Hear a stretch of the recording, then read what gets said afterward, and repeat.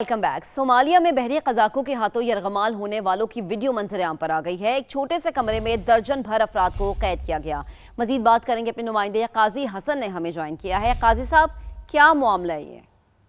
जी बिल्कुल, ये 21 अप्रैल को जो वाक़या होता है जब सोमाली बहरी कज़ाकों ने एक बहरी जहाज़ को अगवा किया था जिसमें पाकिस्तानी भी शामिल थे और अभी सोमाली कज़ाकों के हाथों यरगमाल बनाने वाली की एक वीडियो आई है जिसमें जो कि इंडोनेशिया के नशरियाती इदारे ने सोशल मीडिया अकाउंट के जरिए जारी की है, जिसमें देखा जा सकता है कि मुख्तलिफ से कमरे में दर्जन भर से ज़ायद अफराद को कैद किया गया।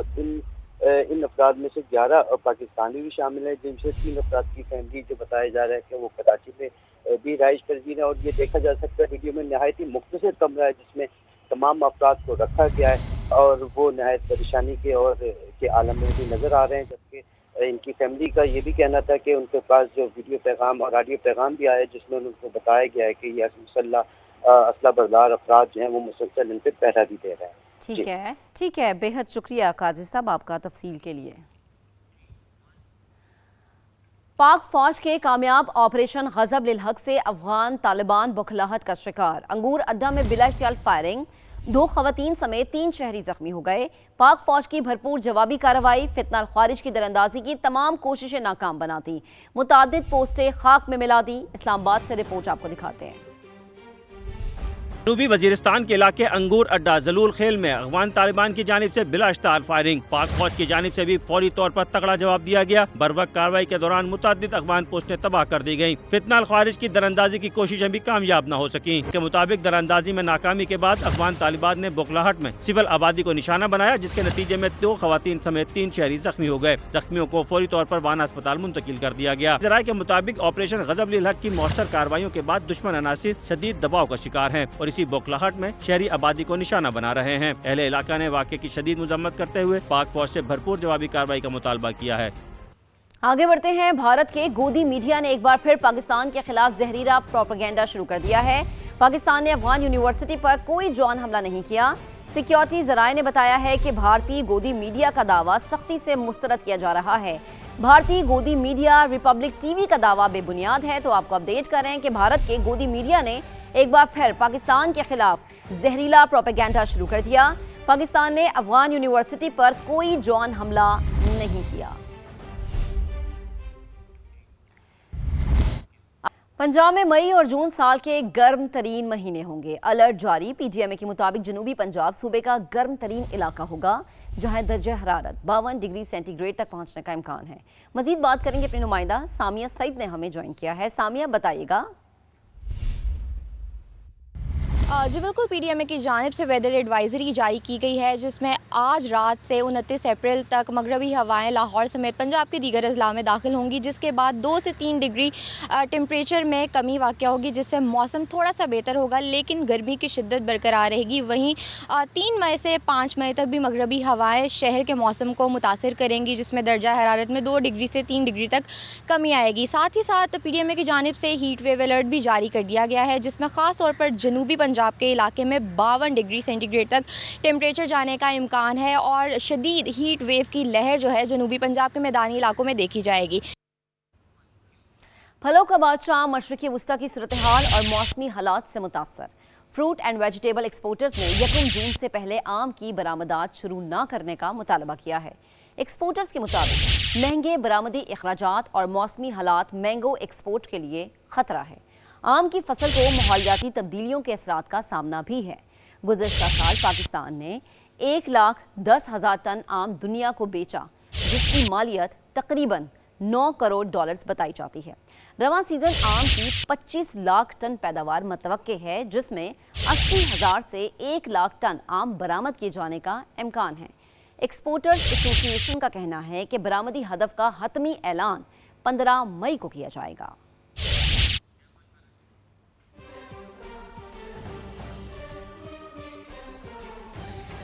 अब आपको बताएंगे, थरपाकर में खौफनाक आग ने तबाही मचा दी है। 2 गांव लपेट में आ गए हैं, सैकड़ों घर जल गए हैं। इत्तला के बावजूद फायर ब्रिगेड वक्त पर ना पहुंच सकी। तलका इस्लाम कोट के गांव घोड़ियार में तेजी से फैलती आग ने कई घर अपनी लपेट में ले लिए, जबकि मेहनतार गांव में भी अब तक 30 से ज्यादा घर राख का ढेर बन चुके हैं। लोगों ने अपनी मदद आप के तहत आग बुझाने की कोशिश की, लेकिन आग पर काबू ना पाया जा सका। आग लगने से सैकड़ों कच्चे मकानात में मौजूद कीमती सामान जलकर राख हो गया। अभी आपको बड़ी और अहम खबर देंगे। वजीर आजम ने पीएसएल प्लेऑफ मैचेस स्टेडियम में देखने की इजाजत दे दी है। क्रिकेट शायकीन के लिए अच्छी खबर है। वजीर आजम शहबाज शरीफ ने पीएसएल प्लेऑफ मैचेस स्टेडियम में देखने की इजाजत दे दी है। वजीर आजम से दरख्वास्त की गई थी कि प्लेऑफ मैचेस स्टेडियम में देखने की इजाजत दी जाए और इस दरख्वास्त, लेकिन अभी बड़ी डेवलपमेंट हम इसे कह सकते हैं कि वजीर आजम ने पीएसएल प्लेऑफ मैचेस स्टेडियम में देखने की इजाजत दे दी है। पीसीबी के चेयरमैन मोहसिन नकवी ने कहा था कि वो वजीर आजम से दरख्वास्त करेंगे ऑन बिहाफ ऑफ क्रिकेट शायकीन के इजाज़त दी जाए पीएसएल प्लेऑफ मैचेस स्टेडियम में देखने की। तो वजीर आजम या मोहम्मद शहबाज शरीफ ने पीएसएल प्लेऑफ मैचेस स्टेडियम में देखने की इजाज़त दे दी है। अब टिकट कटानी है, लाइन बनानी है और स्टेडियम में जोश दिखाना है, क्योंकि पीएसएल के प्लेऑफ मैचेस में भी तमाशाइयों की अब एंट्री हो पाएगी। इसी पर बात करेंगे, अपने रिपोर्टर कादिर ख्वाजा ज्वाइन कर चुके हैं। कादिर, क्या तफसील है? अच्छी खबर है। बिल्कुल, शायकीन क्रिकेट के लिए बहुत अच्छी खबर है और कुछ देर कबल जो है वो chairman Pakistan cricket board Mohsin Naqvi ने वज़ीर-ए-आज़म पाकिस्तान मियां मोहम्मद शहबाज शरीफ से मुलाकात की है और ये उन्होंने बाकायदा तौर पर ऐलान किया है कि उनको खुशी हो रही है कि तमाम जो मैचेस हैं प्ले ऑफ के, जिसमें कल जो है वो कराची में खेला जाएगा इस्लामाबाद यूनाइटेड और पेशावर ज़ल्मी के दरमियान पहला क्वालिफायर, और फिर उसके बाद जो 2 एलिमिनेटर्स हैं लाहौर में, एलिमिनेटर 1 और एलिमिनेटर 2, उसमें जो है वो शायकीन क्रिकेट को स्टेडियम आकर जो है वो मैच देखने की इजाजत दे दी गई है। और वज़ीर-ए-आज़म ने इस बात की इजाजत दी है कि तमाम शायकीन क्रिकेट जो है वो खुश हों और स्टेडियम आकर मैच देखें और अपनी अपनी टीमों को सपोर्ट करें। इसके हवाले से मजीद जो तफसीलात सामने आई हैं, जो chairman Pakistan cricket board Mohsin Naqvi ने ये कहा है कि तमाम जो फैंस हैं, जो तमाम शायकीन क्रिकेट मैच देखने आएंगे, वो पब्लिक ट्रांसपोर्ट का इस्तेमाल करें और कम से कम जो है वो फ्यूल की कंजप्शन उनको हो और तमाम जो मैचेस हैं वो आकर देखें और उससे महसूस हो सकें। ये बड़ी खुशखबरी है। और गुज़श्ता रोज जो है वो तमाम सोशल मीडिया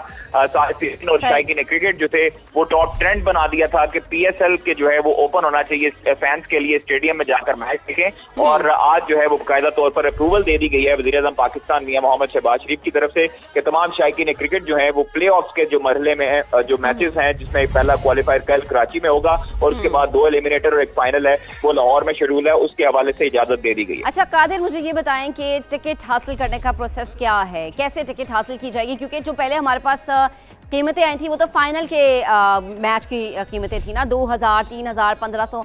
अभी क्या प्रोसेस होगा, कैसे आप अपनी टिकट हासिल कर सकते हैं, जरा ये भी बताइएगा। देखिए, आज से जो है वो फाइनल की टिकटों का बाकायदा तौर पर जरिया ऑनलाइन जो फरोख्त का सिलसिला है वो तो शुरू हो चुका है। कल से जो है वो बाकायदा तौर पर 18 जो लाहौर के निजी कोरियर कंपनी के जो मराकज हैं उनके 18 मराकज से फिजिकल तौर पर टिकटों का वसूल शुरू हो जाएगा। सुबह 10 बजे से आगाज हो जाएगा। अलबत्ता अभी जो क्वालिफाइड की इजाजत मिली है, जो वज़ीर-ए-आज़म पाकिस्तान ने इजाजत दी है प्ले ऑफ मरहले के लिए, उस हवाले से भी टिकटों की फरोख्त के हवाले से पाकिस्तान क्रिकेट बोर्ड कुछ देर बाद एलामिया जारी कर देगा और बाकायदा तौर पर तमाम तफसीलात जो है वो तमाम स्पोर्ट्स जर्नलिस्ट सवेरा पाशा इस वक्त मुझे ज्वाइन कर चुकी है। सवेरा, थैंक यू सो मच, आपने हमें ज्वाइन किया। मुझे ये बताएगा कि एक अच्छी खबर है आपके लिए भी और हमारे लिए भी, क्योंकि हम यही बात कर रहे थे कि काश प्लेऑफ मैचेस में भी हमें जाने की इजाज़त मिलती, तो हमारी वो ख्वाहिश पूरी हो गई और बहुत सारे क्रिकेट शायकीन की भी वो ख्वाहिश पूरी हुई है। बिल्कुल जी, ये तो मैं सबसे पहले तो सबको कॉन्ग्रेचुलेशंस कहूँगी, बिकॉज पीएसएल जो है वो बहुत दबा और बहुत मध्यम लग रहा था, क्योंकि क्राउड ही तो जान होती है एक किसी भी इवेंट की, किसी भी टूर्नामेंट की। तो hats off to the management, hats off to the government, जिन्होंने जो है इस बात की परमिशन दी है। और पहले से फाइनल में ऐलान किया गया था, उसके बाद अब प्ले ऑफ में भी आपको क्राउड दिखेगा और एक एनर्जी लेवल जो है वो डिफरेंट हो जाएगा, अपलिफ्ट हो जाएगी एनर्जी पीएसएल 11। सही, ठीक है। अच्छा सवेरा, मुझे बताएगा, जैसे आपने कहा ना कि शायकीन जब स्टेडियम में होते हैं तो एक अलग ही जोश और जज्बा होता है। आपने तो बड़े क्रिकेटर से बात भी की होगी और आपने खुद भी बड़े मैचेस विटनेस किए होंगे। क्या जोश होता है या क्या एक प्रेशर पड़ता है एक क्रिकेटर पे जब स्टेडियम भरा हुआ हो, आवाजें लग रही हो, चीयर अप किया जा रहा हो? देखें, ये जो है ना, ये बात जो है ये इंडिविजुअल्स के ऊपर बेस करती है। कुछ ऐसे प्लेयर्स हैं जिनको मैं जानती हूँ जो एनर्जी गेज करते हैं क्राउड से, और क्राउड को ऐसे ही नहीं 12th man of the team कहा जाता है, क्योंकि वो क्राउड वाकई 12 मैन का काम करता है। सही, सुमेरा आप हमारे अच्छा- ठीक है, सवेरा आप हमारे साथ ही रहेगा। मोहम्मद यूसुफ इस वक्त मुझे ज्वाइन कर चुके हैं। बेहद शुक्रिया वक्त देने के लिए। कहिएगा कि इस वक्त जो इजाज़त मिली है, प्लेऑफ मैचेस अब तमाशाई देख सकेंगे, स्टेडियम में एक जोश और जज्बा होगा, जुनून होगा, क्या कहेंगे? हेलो जी जी यूसुफ साहब, आप मुझे सुन पा रहे हैं? ठीक है, मोहम्मद यूसुफ से दोबारा राबता करेंगे। सवेरा आप अपनी बात जरा मुकम्मल कीजिएगा। मैं बिल्कुल यही कह रही थी कि स्पेक्टेटर्स को 12th मैन इसीलिए कहा जाता है कि वो जाहिर सी बात है, आप जिस वक्त अच्छा खेल रहे होते हैं उस वक्त जो सपोर्ट मिलता है क्राउड की तरफ से वो आपको और बूस्ट दे देता है।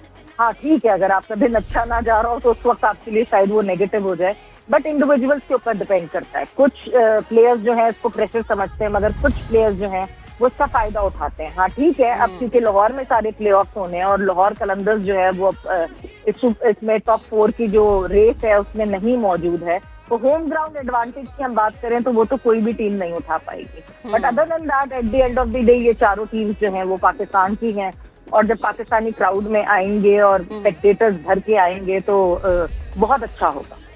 सही, ठीक, एक अच्छा रेवेन्यू भी जनरेट होगा। सवेरा आप साथ ही रहेगा। तौसीफ अहमद साहब मुझे ज्वाइन कर चुके हैं, साबिक टेस्ट क्रिकेटर हैं। तौसीफ साहब कहिएगा, पहले तो सिर्फ फाइनल की बातें हो रही थी, फाइनल के बाद फिर अवाम ने दरख्वास्त की कि प्ले ऑफ मैचेस में भी हमें जाने की इजाज़त दी जाए। अब उस दरख्वास्त को कबूल किया, वज़ीर आज़म की तरफ से इजाज़त मिल गई, स्टेडियम में अब शायकीन जा सकेंगे, क्या कहेंगे आप?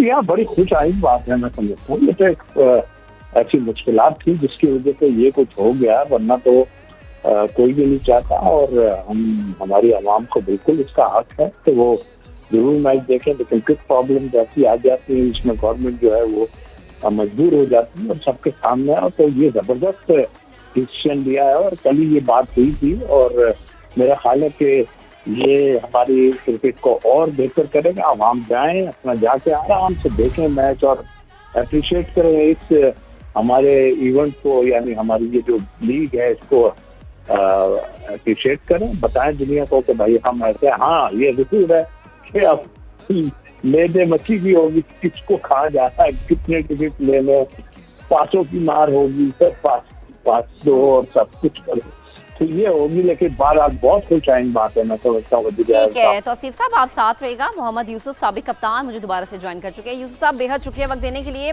बड़ा अच्छा खुशाइंद फैसला है कि प्लेऑफ मैचेस में भी अब शायकीन जो हैं वो स्टेडियम में होंगे। मुझे बताएगा कि जब एक खिलाड़ी खेल रहा होता है और शायकीन की एक बड़ी तादाद मौजूद होती है, उसे चेयर अप कर रही होती है, तो कितना एतमाद हासिल होता है उस क्रिकेटर को? नहीं, ऐसा ही है जब आप होम ग्राउंड में खेल रहे होते हैं और अपनी सारे लोग बैठे होते हैं और आप एक तो पूरी दुनिया में पाकिस्तानी देख रहे होते हैं कि ग्राउंड में देख रहे होते हैं, उसका एक अपना मजा भी होता है। और उस प्रेशर में खेलना, उसमें परफॉर्म करना, उसकी एक खुशी अलग ही होती है और मजा भी आता है। मेरा ख्याल है कि गवर्नमेंट ने बड़ा जबरदस्त फैसला किया। मियां शहबाज शरीफ साहब ने खराज तहसीन पेश करते हैं उनको, तो उन्होंने हालात जो भी थे जिसकी वजह से बंद किया था, लेकिन इसके बावजूद उन्होंने इन मैचेस में इजाजत दी है, तो ये एक अच्छी चीज है। और एक तो खुद भी वो क्रिकेट को पसंद करते हैं, स्पोर्ट्स से लगाव रखते हैं, तो ये अच्छा उन्होंने एक इनिशिएटिव लिया। ठीक, सही। यूसुफ साहब ये फरमाएगा जो स्पेशली पहली दफ़ा PSL खेल रहे हैं या गैर मुल्की खिलाड़ी पहली दफ़ा पाकिस्तान आए हैं, उनके लिए या उनकी परफॉर्मेंस, क्योंकि जाहिर सी बात है कि जब आपका नाम पुकारा जा रहा हो पूरे स्टेडियम में तो आपको एक वैसी ही एनर्जी मिल रही होती है, तो उनके लिए कितना ज़रूरी था कि शायकीन मौजूद हो? ये तो एनर्जी तो बहुत मिलती है, इसमें तो कोई शक नहीं कि जब आए होते हैं, शोर डाउन होता है, इसका अपना एक मजा है। लेकिन इसका परफॉर्मेंस में कोई ताल्लुक नहीं है। परफॉर्मेंस आप चाहे ग्राउंड में कोई भी ना हो, चाहे सारा स्टेडियम भरा हो, जिसने अच्छा खेलना वो खेलेगा, और जिससे नहीं खेलना चाह रहा वो अगर इस पर कोई वो लेना चाह रहा जी कोई था है तो इसलिए नहीं हम कर सके, वो गलत है। ये तो गेम है, आपने हर हाल में परफॉर्म करना है, चाहे स्टेडियम अपोजिशन के सारे लोग आए हों। जैसे हम इंडिया में खेलते थे, उधर एक भी क्लैप हमारे लिए नहीं होती थी, फुल स्टेडियम होता था, लेकिन हम खेलते थे। हमसे पहले जाके भी लोग खेलते थे, तो ये एक और चीज है, ये एनर्जी जरूर मिलती है, लोग आए होंगे, मजा आएगा, शोर शराबा होगा। ये क्रिकेट है ही है ना, एंटरटेनमेंट है T20। एग्जैक्टली तो इसमें लोग आएंगे तो बहुत अच्छा लगेगा, सही, लोग ठीक है। आएंगे तो ये और मजा आएगा, तो बाला हो जाएगा मजा। ठीक है, मोहम्मद यूसुफ, सवेरा पाशा और तौसीफ अहमद साहब मुझे ज्वाइन किए हुए थे। आप तीनों का बेहद शुक्रिया। खेल के मैदान से जुड़ी एक और खबर यह है कि इंग्लैंड की क्रिकेट टीम पाकिस्तान में वनडे ट्राई सीरीज खेलने पर आमादा हो गई है। जरा ये बताते हैं कि ट्राई सीरीज में पाकिस्तान, श्रीलंका और इंग्लैंड की टीमें हिस्सा लेंगी।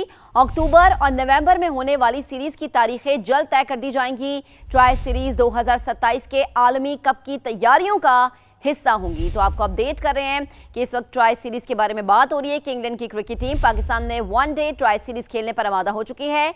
जरा ये बताते हैं कि ट्राई सीरीज में पाकिस्तान, श्रीलंका और इंग्लैंड की टीमें हिस्सा लेंगी।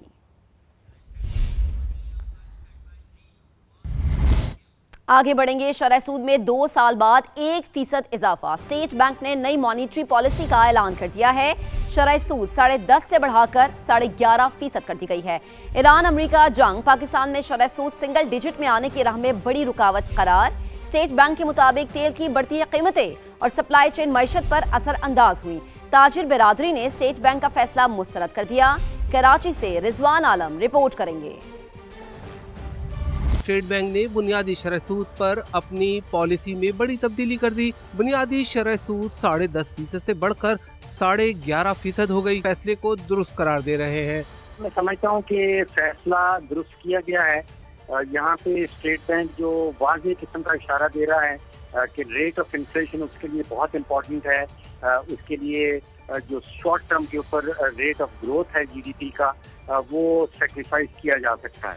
ब्रोकरेज रिपोर्ट के मुताबिक 2 साल में शरह सूद 22% से गिरकर 10.5% पर आ गई थी। अब ईरान अमेरिका जंग पाकिस्तान में शरह सूद सिंगल डिजिट में आने की राह में दीवार बन गई। ताजिर बिरादरी ने स्टेट बैंक के फैसले को मुस्तरद कर दिया। ये बिजनेस कम्युनिटी के और federation of Pakistan chamber of commerce के तवक्कुआत के बिल्कुल बरक्स है और हमें ये एक्सपेक्टेशन थी कि इसको मेंटेन रखा जाएगा, बल्कि हमारा ये मुतालबा था कि इसको मजीद कम किया जाए। मैं समझता हूँ कि ये फैसला जो है वो ठीक नहीं है और हमने भरपूर मुखालफत की थी, इसलिए कि जब हमारा इन्फ्लेशन रेट 5-5.5% पे आ गया था और उसके बावजूद भी 10-10.5% हम डिस्काउंट रेट पे चल रहे थे, तो आज अगर इन्फ्लेशन रेट बढ़ा है 7-8% के करीब चला गया है, तो इसका मतलब ये नहीं था कि हम 10 के 11, 10.5 के 11.5 कर देते।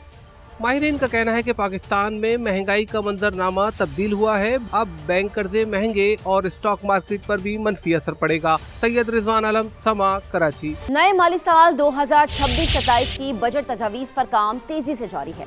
अगले माली साल मुआशी शरह नमू का हदफ 5.1% रखने की तजवीज़ दी गई है। रवा माली साल जीडीपी ग्रोथ का हदफ 4.2% मुकर्रर किया गया था। IMF, आलमी बैंक और ADB ने रवा माली साल शरह नमू हदफ से कम रहने की पेशगोई कर दी। बात करें टैक्स हदफ की, जो 15,500 अरब रुपए से जायद रखे जाने का इम्कान है। रवा माली साल टैक्स हदफ 14,131 अरब रुपए मुकर्रर किया गया था। हदफ पर नजरसानी के बावजूद FBR को 9 माह में 610 अरब रुपए खसारे का सामना रहा। जून तक इनकम टैक्स रिटर्न में मजीद 10 लाख इजाफे का टारगेट है। अगले साल मार्च तक गोशवारों में मजीद 7.5 लाख इजाफे की तवक्को की जा रही है।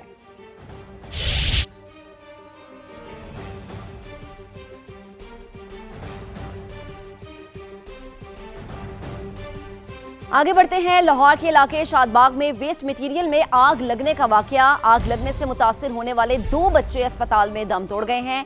अफसोसनाक खबर है लाहौर से, आपको अपडेट करें। लाहौर का इलाका है शादबाग, जहां पर वेस्ट मटेरियल में आग लगने का वाकया पेश आया और आग लगने से मुतासिर होने वाले 2 बच्चे अस्पताल में दम तोड़ गए हैं।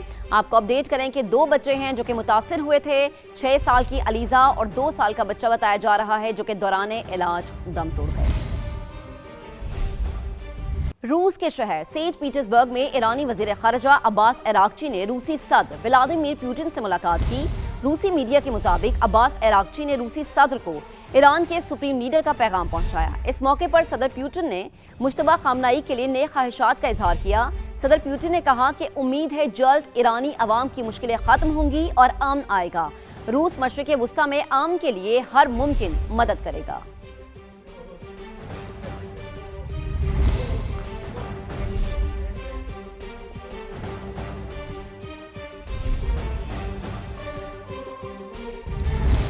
ईरान ने आबना हुर्मुज़ दोबारा खोलने और जंग के खात्मे के लिए पाकिस्तान के जरिए अमेरिका को नई तजवीज़ पेश करती है। कहा पहले इस पर इत्तफाक हो, फिर एटमी तनाज़े को मुज़ाकरात का हिस्सा बनाया जाए। सदर ट्रंप आज नई ईरानी तजवीज़ से मुतालिक आला हुकाम से मुलाकातें करेंगे, जिसमें आइंदा का लाहे अमल तय किया जाएगा। इससे पहले अमरीकी सदर डोनाल्ड ट्रंप दो टोक कह चुके हैं कि हम ईरान की न्यूक्लियर डस्ट को मुज़ाकरात का हिस्सा बनाएंगे। उम्मीद है ईरान की जंग बहुत जल्द खत्म हो जाएगी। अमरीकी सदर ने यह भी कहा है कि तेहरान मुशावरत चाहता है तो हमें फोन कर सकता है।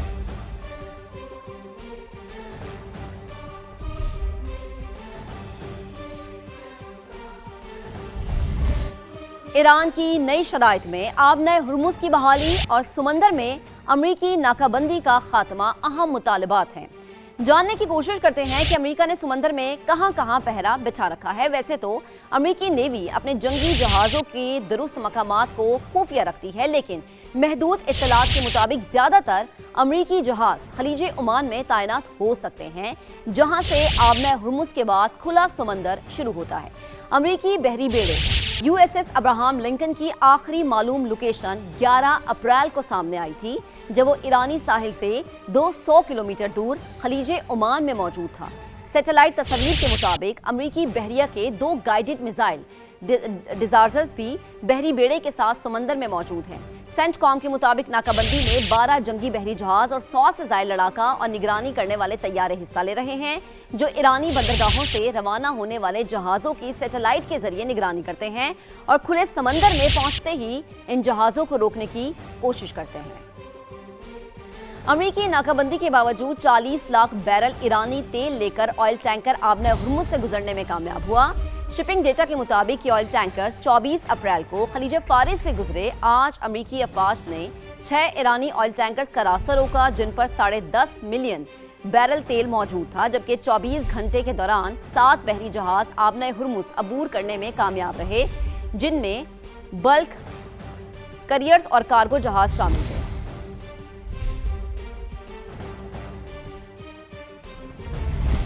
व्हाइट हाउस की तकरीर में फायरिंग के वाक़े के बाद अमेरिकी सदर की सिक्योरिटी मजीद सख्त करने का फैसला किया गया है।